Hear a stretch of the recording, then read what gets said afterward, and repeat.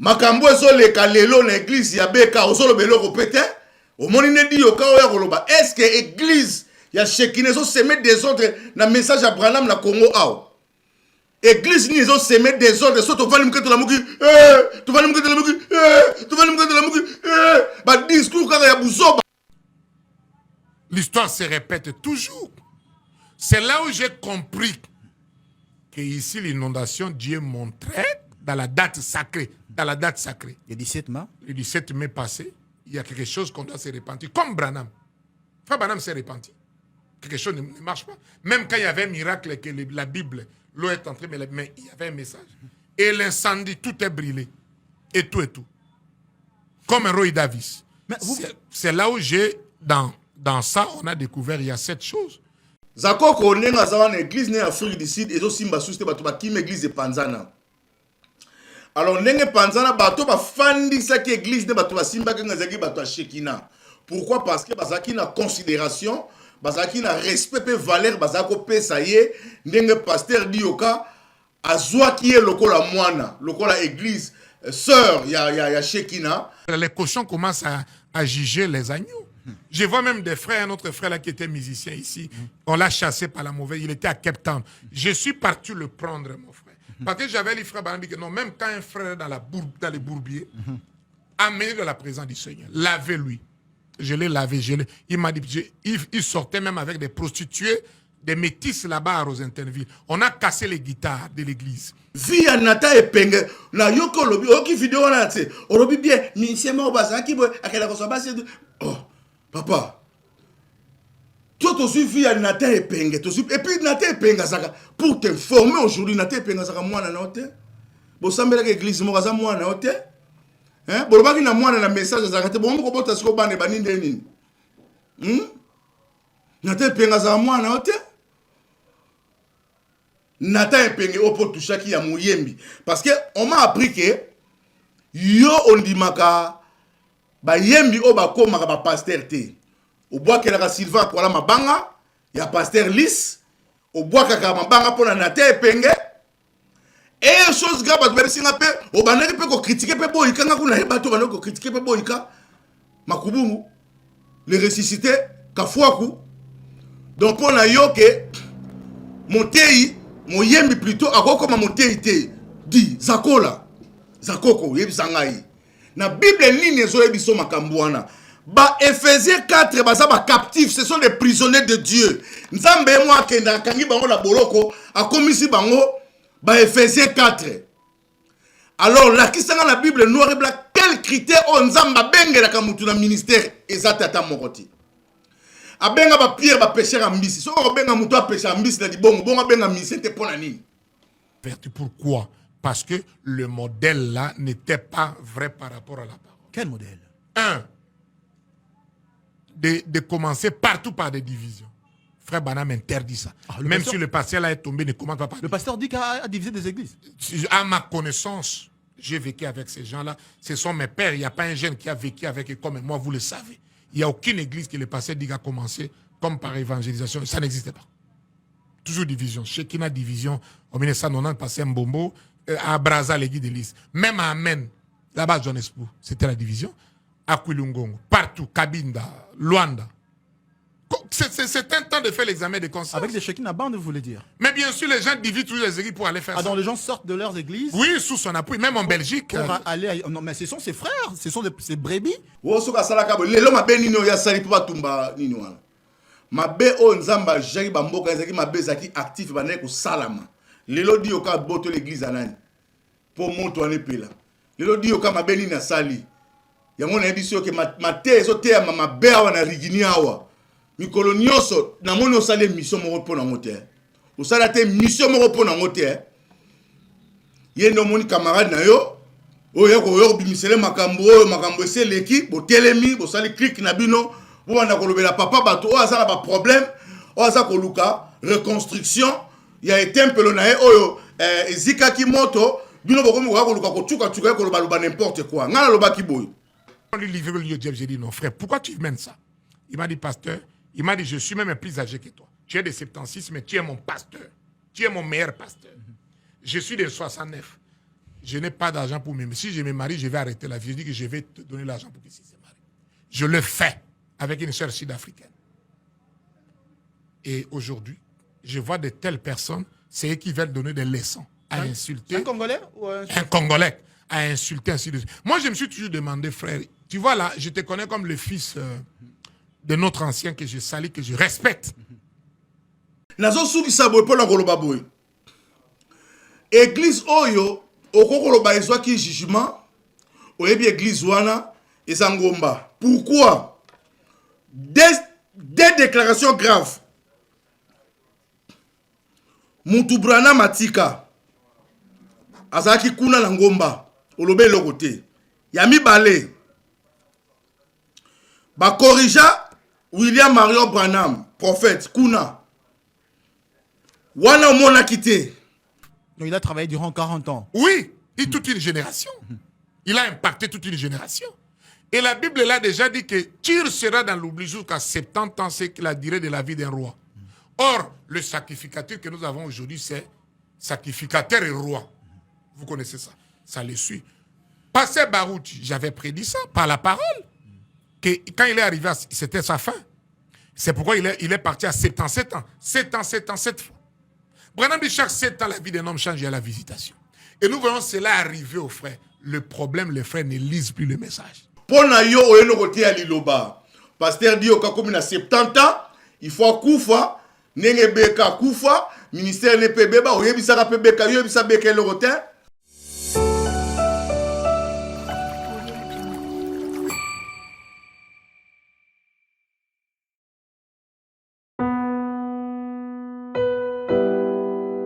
Tango nyonso molinganga nazalaki komona baninganga na baboti na bango. Nanga ba parents baza te vinanga pasi. Est-ce que Koko fait la baboti ezali sumu? Kozanga baboti est-ce que ezali sumu? Voilà, na ko pesa bino message. L'orphelinat Christ rédempteur. Et ana posa lisungi na bino. Tala musala munene zo sala pona bana. Tala musala munene zo sala pona bana oyo. Mokile tiki ebwaki. Mais nzamba termine nzelo orphelinat oyo pona ko encadrer bana oyo. Yaya lisungi na yo to ana ngoposa. Un euro noto wana ngoposa pona mwana moko. Tango mwana moko allié nzambe ya bitike oya permettre ete na nzela no mwana alia akobosa na ote. Voilà message ya l'orphelinat Christ rédempteur to wana besoin lisungi na bino. Ba numéro za na se kota contact na biso assistance na yo et aux lisungi pona bana. Que le Dieu des orphelins a bénir diama mtu nyoso ja tali kanisa ko sala quelque chose. Pe osali yango zamba pambola bino.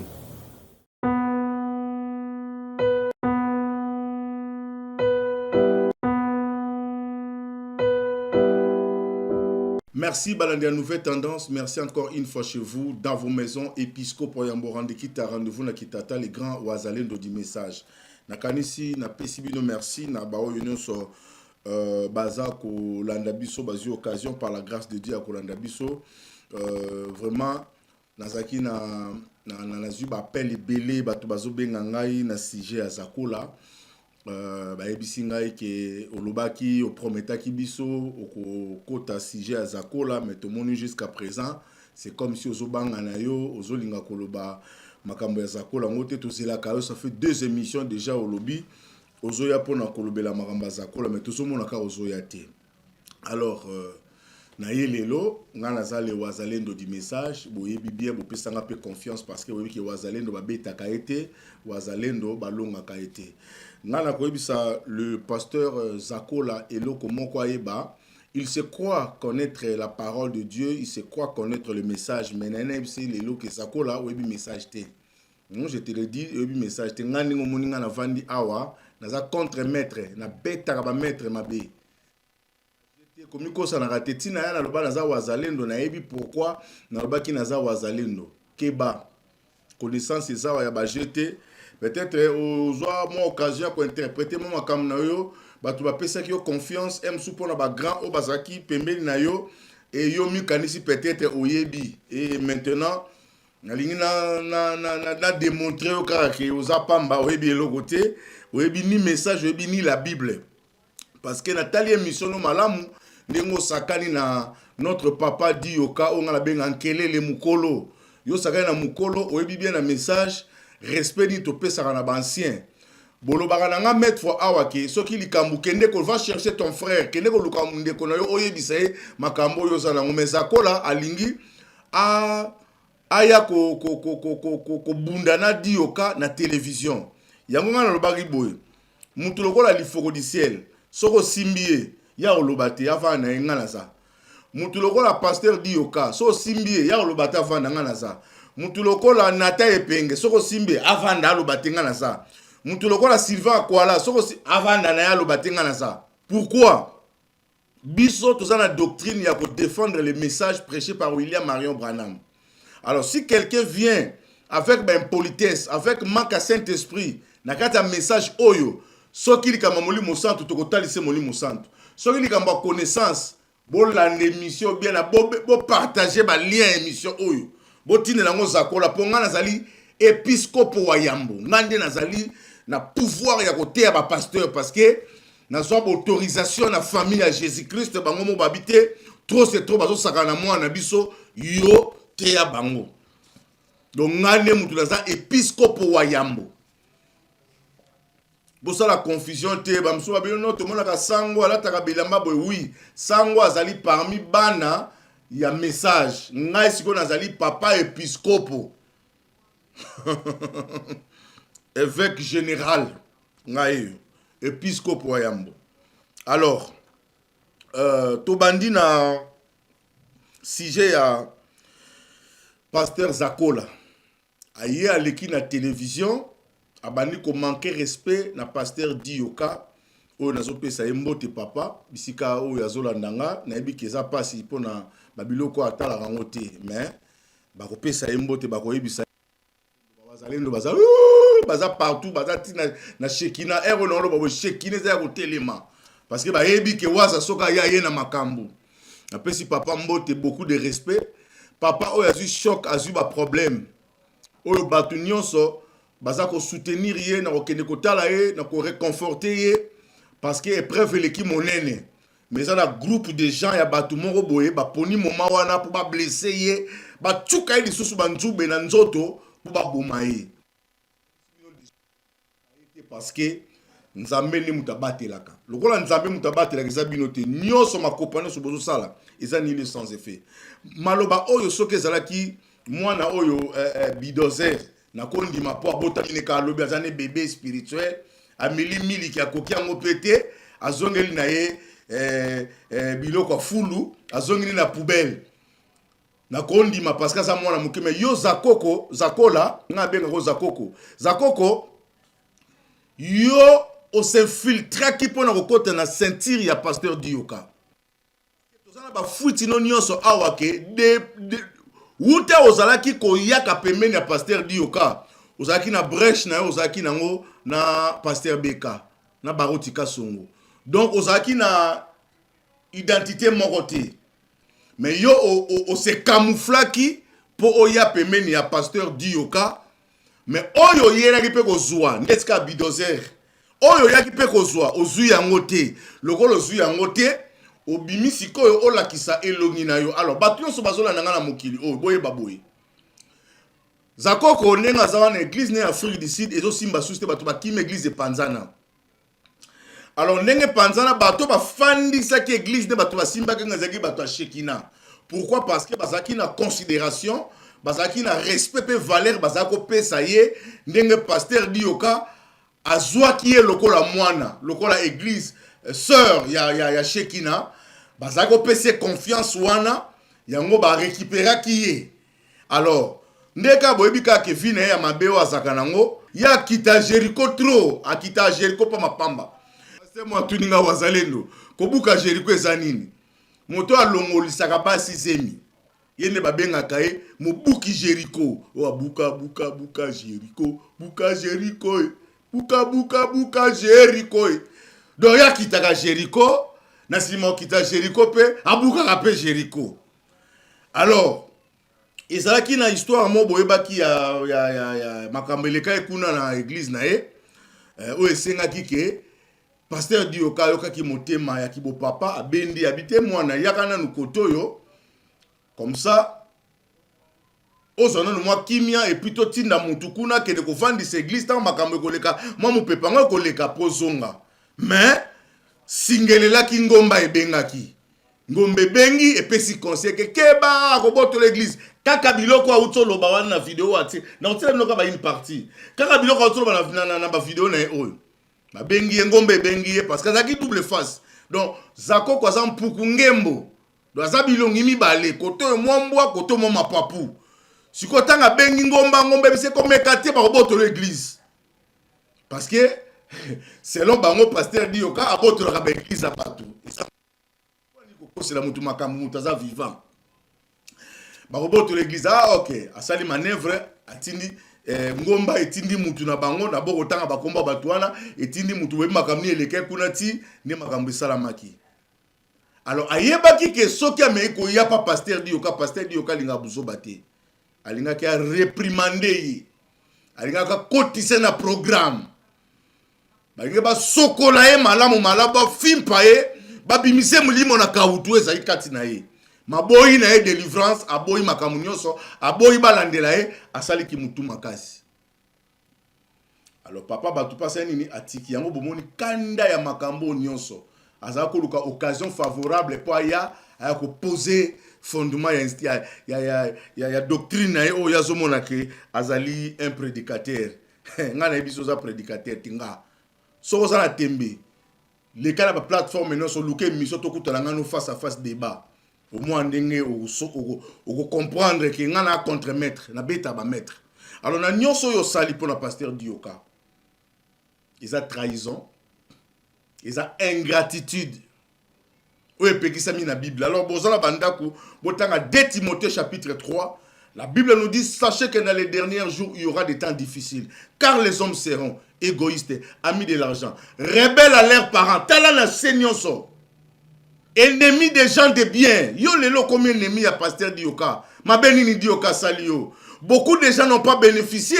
Makamo pasteur Dioka sali pona asali pona yo, mais quoi on solo pona batu musus, bazo yangote mais yo soit quand même grâce wana. Mais le au craché bisika oyo basali so basala bolamu. Pona yo oyeno kote ali loba.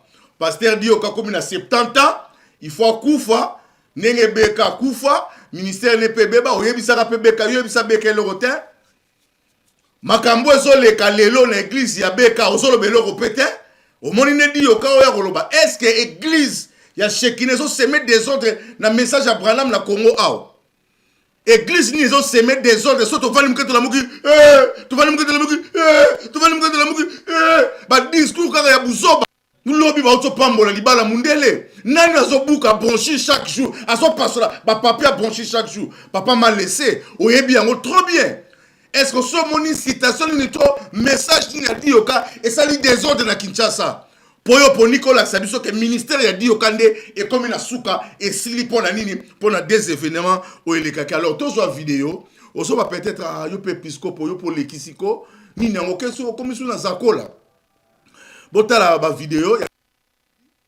a manqué le pasteur Dioka et puis a manqué pe Nathan Epenge na moni ba kitu ba tuba Nathan Epenge osenga aleka na boso na politique aloba tout ça papa bino bwana chaîne na makasi nouvelle tendance yango esika vérité sur le bamaka ozo kende ko wela ko kende ko loba na nouvelle na soki na nini na boso na politique te kuna boke na ba anglais mususu yaka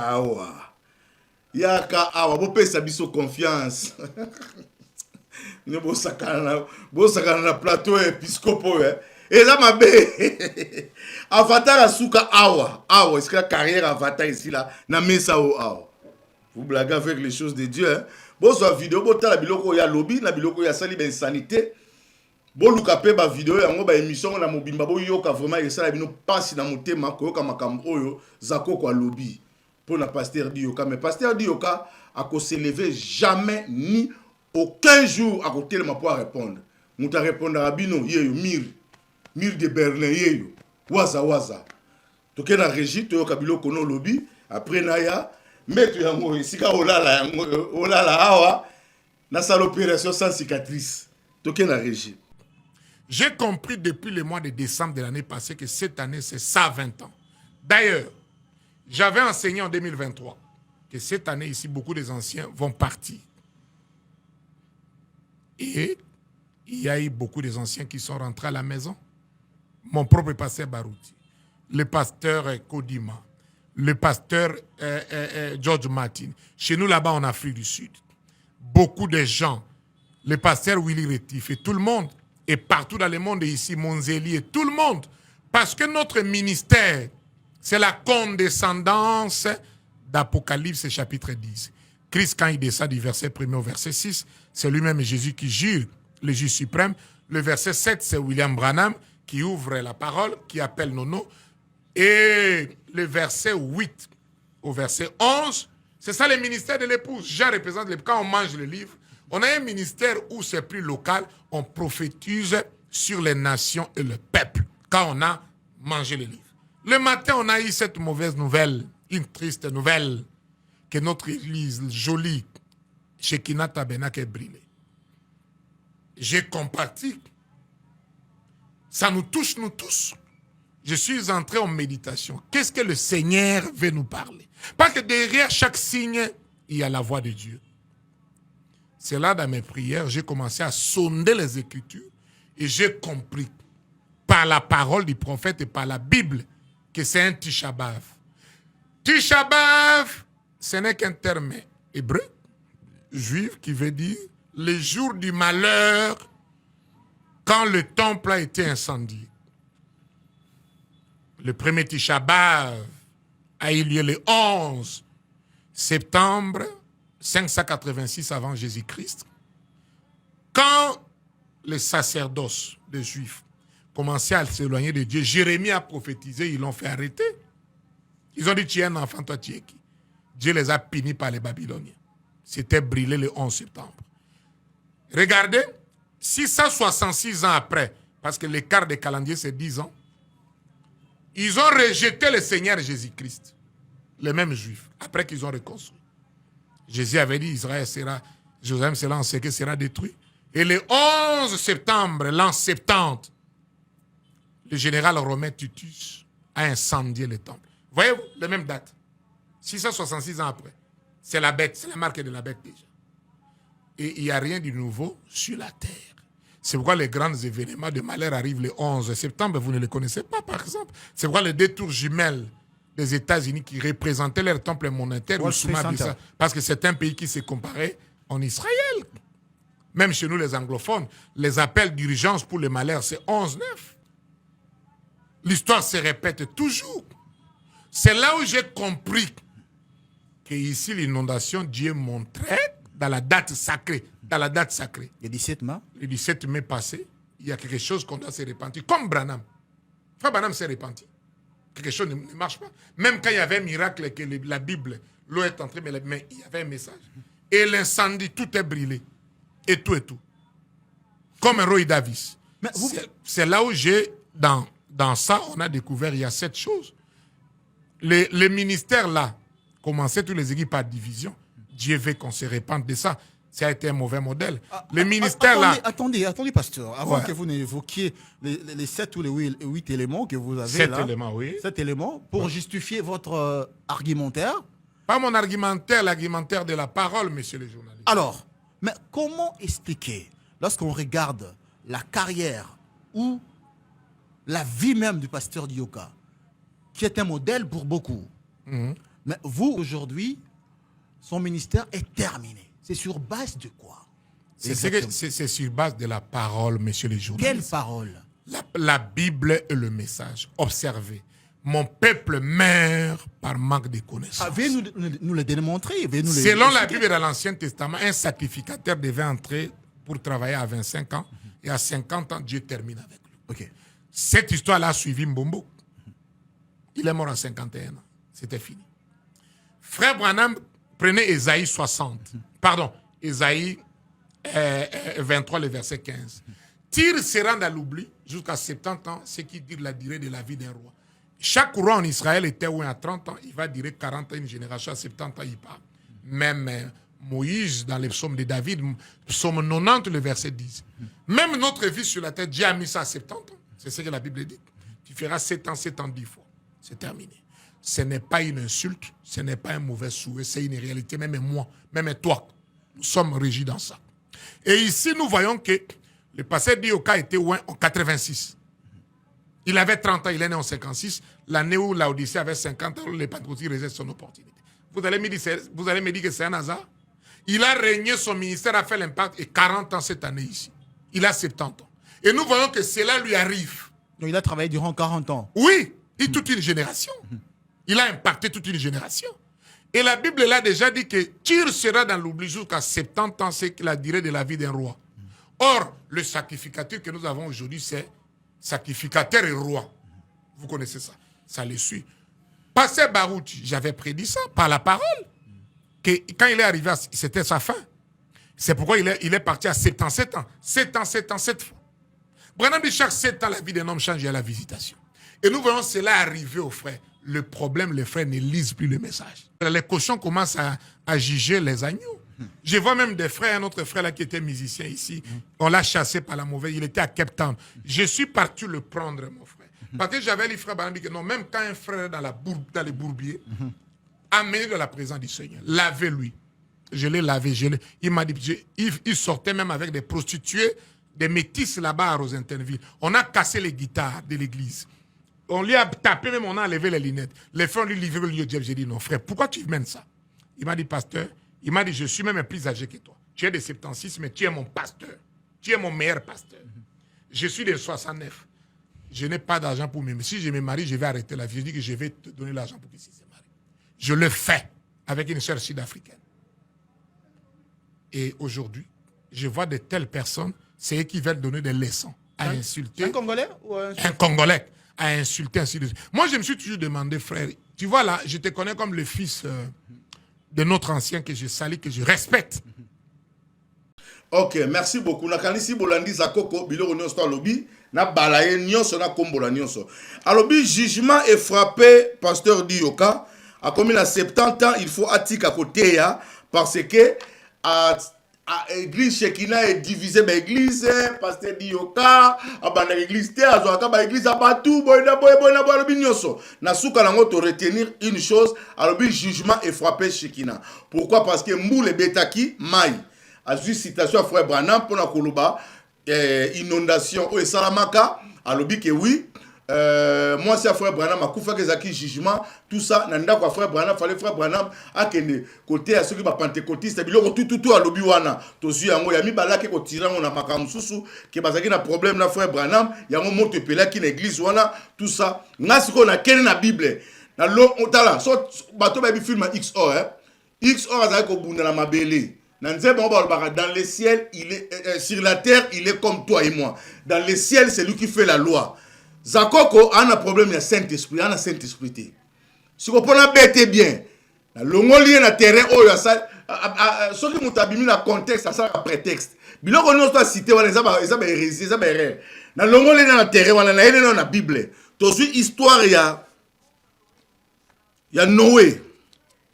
Noé mutatonga ki masuwa. Bande konanga nzamba lobi akoya ko juger mokili oyo azoboma mokili oyo mokili sanini ekufa batu baza mabe nzamba moni ke mutu aza mabe na mokili oyo ay ko porter jugement tango porter jugement eloni nzamba salaki il a pris Noé a bengi Noé a passé message alobi Noé na boma mokili oyo mais na trouvé oza juste intègre na poli na ngayo zwa mwasi na yo bana na yo zwa bakitani na yo benga banyama mibale na mibale tonga masuwa kotsa bango nazoboma mokili nyonso mokili nyonso ezokufa siko mai wana Noé église ya Shekina Noé nango ezali pasteur Dioka.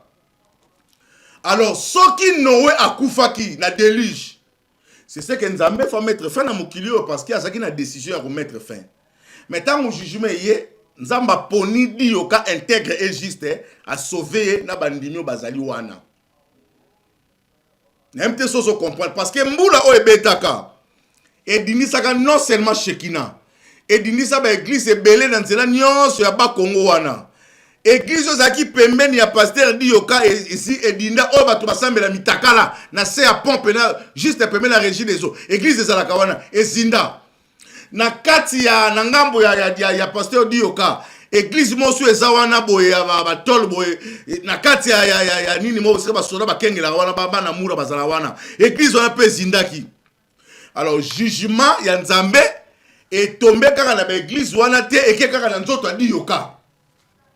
Parce que ceux qui inondation salami na mboka et kozinisa ba église et kozinisa ba ndako et kozinisa ba hôpital et kozinisa ba banque et kozinisa biloko ebele ozali nzinga wana ba bilanga ba to dindaki et ça jugement kaka ya message ya frère Branham de mutezo dinda pendant que l'Église tabernacle rouge gorge et vani na kimia sikoyo température ya message est comme na pasteur Dioka osoka raisonnement ya mutu.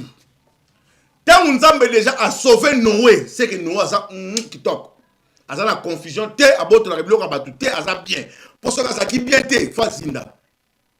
Noé était intègre et juste. Tant qu'on a déclaré Dioka injuste pendant que l'église est tondue dans maille. Au sali rare parce que c'est lui qui est biki na masuwa. Il n'est pas biki ici bateau na masuwa. To longwe wana. To ken ami ba le moto. Nzamba kitisi moto na Sodome et Gomorre. Mais Nzamba sauvé Lot. Abraham azo so na Lot. Abraham azo so la plutôt na Nzambe. Ah, est-ce que kuna so kuti mutu malamu? Atangi non erreur ya yoka. Bino ba na tini bino boteaka. Problème ya thème ya histoire ya Abraham ezalaki intercession force et intercession intercession azali moto azo changer décision ya Nzambe po ke ne ko tumba Sodome et Gomorre il faut le capa Abraham potika mwana tango Abraham basoli na Nzambe Abraham asali erreur ya demande soki Abraham alobeka ata Nzambe sokuti mutu moko mbele Sodome et Gomorre ezikati tango Nzambe amoni ke bango nyonso baza ba deux fois net yo za deux fois parce que osaki na ngambu koto osaki koto amonika ate moi ko so bango za Abraham asambeli mabe mais Nzambe ye moko par sa grâce a trouvé que Lot ça mutu malamu bakena ndako a Lot bake ko avertir Lot même si Lot bima parce que tozo boma oyebi Lot abima ki moi ça Lot atikala ki libanga mungwa oyebi histoire ya Lot siko soki Dioka kufite na moto. En quoi jugement est concerné Dioka? Parce que jugement est yaka na bato ba osala masumu. Yo bimisi Dioka, muta masumu, muta panzaka, muta na division, abebisi message à frère Branham. Et le moins mukuna Dieu par rapport à ba makamu na bino bosaka koloba et comme isko Dioka. Bon le comme Dioka mutu mabe. Mais pourquoi Nzambe aso sauver Dioka? Parce que esika au jugement Nzambe kiti, il faut abomana muto ya zali en tête eloko wana. Toyoka ki bato baso interpréter histoire ya pasteur Barouti. Oyebi niveau koma ki na ona parole. Moto brana matika. Yoka ngana ebisayo. Zakoko. Ngai na lini na traiter likam oyo une fois pour toutes. Potosi sa makam oyo. Nzambe tango yaka na jugement avec parole. Tango Nzamba lobike babima na mai. Babandela mokili yango soko tali histoire ya Noé tangu Noé bimi Nzamba bandeli création alobi ndenge na pesa ki bino biloko boye Dieu azongeli kaka maloba oyo alobaki na liboso et pas Adam na Eva mais kuna bakisi misuni na ba mikuwa batu balia kuna bike ndenge boza kolia matiti boza ko milia ko nini ba nini na yango bolia mais bo bakisa mo musuni mo nini. Soko ke na tango Lot azo bima. Jugement zo salama toujours na message. Alors, tozongi na pasteur Dioka. Ah ngaye Nzambe na ngaye. Olobi awa ke ono tala église eziki tomoni batu baye ba pentecôtiste ba abbé ba sango tout le bakabudi walesa bake même ko sambela ko sala ba prière ici ko ba ko sala prière té kende ko tala la Bible ko mona destruction il y a Jérusalem. Il y a temple à Jérusalem. Les lois batika na mire moko ba benga ngo mire ya lamentation. Na mire wana ba président batu bakendaka, batu ndenge na ndenge bakendaka, ba prêtre bakendaka, batu ndenge na ndenge bakendaka na mire wana ko sala ba prière. Et lancer les camotes mire wana ti le zali bande bukana, bande tika les wana batu bakendaka et signifier biso et loko moko tikuna na mire wana. Parce que jusqu'à ce que selon la Bible, bakobanda ko luka ba objet nyonso ezaki na temple ba reconstituer ngo pour ba reconstruire temple. Donc ça n'a rien à voir o bakabundi wale sa bayaki o basali boyo izalité ya nini. Izalité ya nini et lobi nini. Pourquoi autant ka bango aussi longtemps ba ton message pe bayaki. Oui bi makambo luka. Oui makambo zo luka. Alors la ligne to avancer na yo parce que au touché ba point mi balé côté pasteur Dioka na démontré déjà que le jugement non nyon social sur pasteur Dioka il y a mai pe ya moto eza lokuta pe ya jugement au lobby ke o âge à 70 ans il faut ti côté ya aloba ba histoire zo bete c'est akala wo so ka sala ka lelo mabeni no ya sali pa tumba nini wana mabe o nzamba jeri ba mboka ezaki mabe zaki actif ba ko salama lelo Dioka boto l'église anani pour monto ane pela lelo Dioka mabe ni na sali yango na ebiso ke mate ezo te ya mabe awa na rigini awa mikolo nyonso na moni osale mission moko pona ngote osala te mission moko pona ngote ye no moni camarade na yo oyo ko bimisele makambo ese leki bo telemi bo sali click na bino bo na kolobela papa bato o azala ba problème o azala ko luka reconstruction ya etempelo na ye oyo ezika ki moto bino bokomi ko luka ko tuka ko loba n'importe quoi ngana loba ki boy. Maintenant il y a une chose après tout ça Jésus-Christ komata tomoni ba ebisi biso Acte des apôtres misala ya bantoma c'est de là que nazo chité pona yo pona zonga na likambo ya nata epenge opo tushaki ya muyembi parce que on m'a appris que yo ondimaka ba yembi o ba komaka ba pasteur te o bois que la Sylvain kwa la mabanga ya pasteur Lys o bois ka mabanga pona nata epenge et chose grave ba besinga pe o banaki pe ko critiquer pe boy kanga kuna he bato banako critiquer pe boy ka makubungu le ressuscité kafuaku donc pour na yo que motei moyembi plutôt akoko ma motei te di zakola zakoko yebisa ngai na bible nini ezo yebiso makambo wana ba Ephésiens 4 baza ba captifs ce sont des prisonniers de Dieu nzambe mo akenda kangi bango la boloko akomisi bango ba Ephésiens 4 alors la kisanga la bible noir et blanc quel critère on nzamba bengela ka mutu na ministère ezata ta mokoti abenga ba Pierre ba pécher ambisi so ko benga mutu a pécher ambisi na libongo bonga benga ministère te pona nini to ça appel au sali to ça appel au ministère appel au sali bazo benga motonio so bongo la motema biki sa bomo inaye akota na kati ya masuwa noa mais appel au ministère ce sont des prisonniers de Dieu on nzamba zo kanga na makasa do pesa bango sikoyo critère nini oyo za na Bible lukelanga pe branchi on nzamba sala ka choix ya ko pona Ephésiens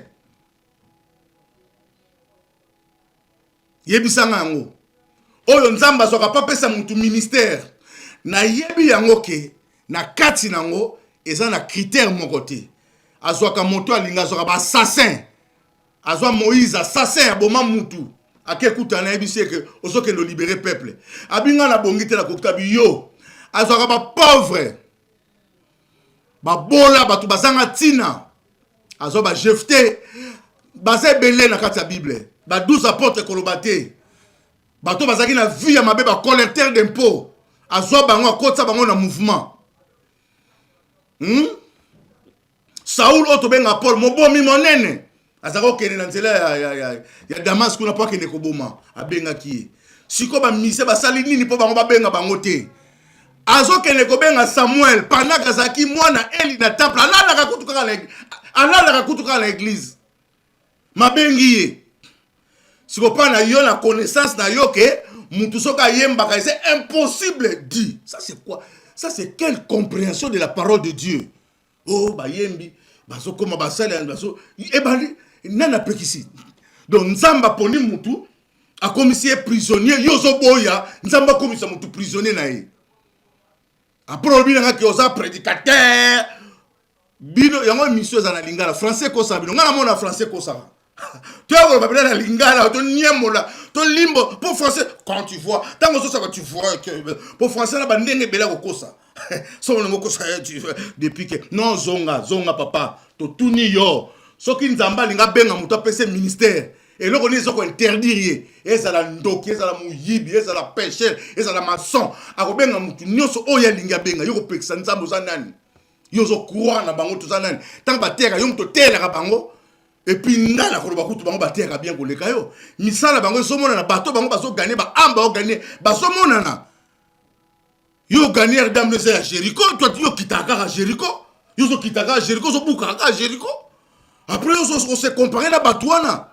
Via nata epenge na yoko lobi oki vidéo na tse olobi bien ministère mo bazaki bo akela ko so basi. Oh papa toi tu suis via nata epenge tu suis et puis nata epenge saka pour te former aujourd'hui nata epenge saka mwana na hote bo sambela ke église mo kaza mwana hote hein bo lobaki na mwana na message saka te bo mo ko bota siko bane baninde nini nata epenge saka mwana hote. Alors, balobi na biso ke moto o esengeli asambisa bato, il faut ça la digne ya ko juger bato. Yo yena message ya jugement. Mais bato tout babi moto mosusu yo te. Tika moto soit jugé parce que ba o ba yaka na mwasi, o asala ka adultère. Tant ba yena ye. Jésus-Christ aso komana mabele ba so continuer ko lukaka ba problème. Tant Jésus-Christ a tiré ma tuni bango OK bon. Bino bolika kana sambisa ye na kata likambo na ye na bino nyoso boza awa o nano asala likambo ya boete o nano asala lisumu te atombola mosapi azwa muta liboso abamba mwaso libanga na sima na bango tomonaki muta bambaki libanga te. Pourquoi alakisi bango ke moto akolinga telema po sambisa moto ye mofaza la digne bato baleki na dignité ba oloba te. Yo mutu zana na dignité te olinga koloba est-ce que message tango bande koloko sala ma message wana o se renda ki compte ya état na yo ya vie na yo o se renda compte nango tango so linga ko manquer le quoi au moni pasteur di yoka mutu nyonso ko kotela e pense que ba bi réputation na ye ba critique oh non l'église na ye ataka organisation ataka beauté so que ça l'organisation so ka ba to bunda kuna. Osoka bato wa welimbo mabonza mabundi osomona bandimi na ye batomboko non ndene to mona clarté papa mais pourtant ka kuna mona kaka awutaki de bo papa yaka to sombelo mutuka o papa yaka to sali yoboy bana balingi papa na bango na besoin organisation te papa na tanga cours moko na théologie ba ebisa biso koluka ko mema organisation na église note so que église comme na niveau ya koluka ba problème te même les apôtres po batia ba diacre batia bato bazaki na besoin esengaki. Bah Monica en tout cas côté lilo bato ko côté ya bien te pour ba makama mike bon to so bato moko to bonde la pona bango to sa bango biso to s'occuper kana makamba lilo ba bango ba sala makambo na mususu ya yeke ndaka trop bien trop kitoko ozo lukele organisation pour nini na zilo vie à Jésus Christ na zongi sango na ba no peso ba défaut Jésus Christ azombonga mabonza pesa ndeko ne shida simba. Na ba no peso biloko ya Jésus o so tolobisko na kibo moto to sambisa mais oyebi pourquoi Jésus a pesa ya simba mbongo eza poza de côté ezali pour la prophétie ya Nzambe kokokisama makambo esala makuna c'est Dieu ya o problème ezani soki o moni que faut ça ancien o ça banane ça ba tuna ya yo problème ezani awa église de okuna su ya frère ici de kufi yenda bomi yango yo muto zaka na organisation église kufi neni. Jéricho, toujours quitta Jéricho.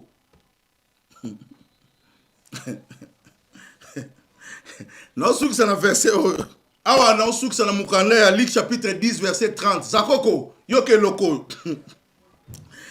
Jésus reprit la parole et dit, un homme descendait de Jérusalem à Jéricho. Il tomba au milieu des brigands et les charger de coups et s'en alla et laissé à demi-mort. Histoire Oyo, yango na pesio tant na zo kita Jéricho auta kine na Jérusalem mboka ya sika yo problème les olingi ko kita Jéricho kuna sika Babylone le beta maka soko kiti Jéricho obuka kaka Jéricho azaki na Jérusalem olingi ko kita Jéricho église de kufi pour la diokate nda bomelo église Jéricho. Il descendait à outil Jérusalem, à Kitaka Jéricho. Ok, nous avons Jéricho. Au moins, ma brigade va récupérer. Batiki est demi-mort. Église de comme demi-mort. Sukoyo, oye, ko chargé d'Ioka. Papa Malamu, a salisayo, a pesayo, pour n'avoir ko pesaye, âge ya ko tika ko teya. Pour n'avoir que tout cahier que ono yé mutasa division église oyo ya Baruti tabernacle ezaki nini ensemble de rigini oye bien moti olobaki te pona nini olobaka pete pona nini na mona pe mission sala pete nyonso esalami kuna olobi eloko te pona nini nazo sukisa boye pona koloba boye église oyo okokoloba ezwaki jugement oyebi église wana ezangomba pourquoi des déclarations graves. Mutubrana Matika. Azaki kuna na ngomba. Olobe lokote. Yami Balé. Ba corrija William Marion Branham. Prophète. Kuna. Wana mona kite. Mais pas na ngadi yoka. Na moni masumu na ete. Masumu na ezali. Pona akoyaka na seconde venue. Seconde venue, on a débat na binote non sur ça. Seconde venue, on a débatté. Première venue, il a été annoncé par Jean-Baptiste. Seconde venue, il a fallu annoncer par l'esprit d'Élie, Oyo et Salamaki na première venue. Alors, seconde venue, Bondimi, Branamaya, mais Jésus a yaté. Alors, wana tikani makamuna bino.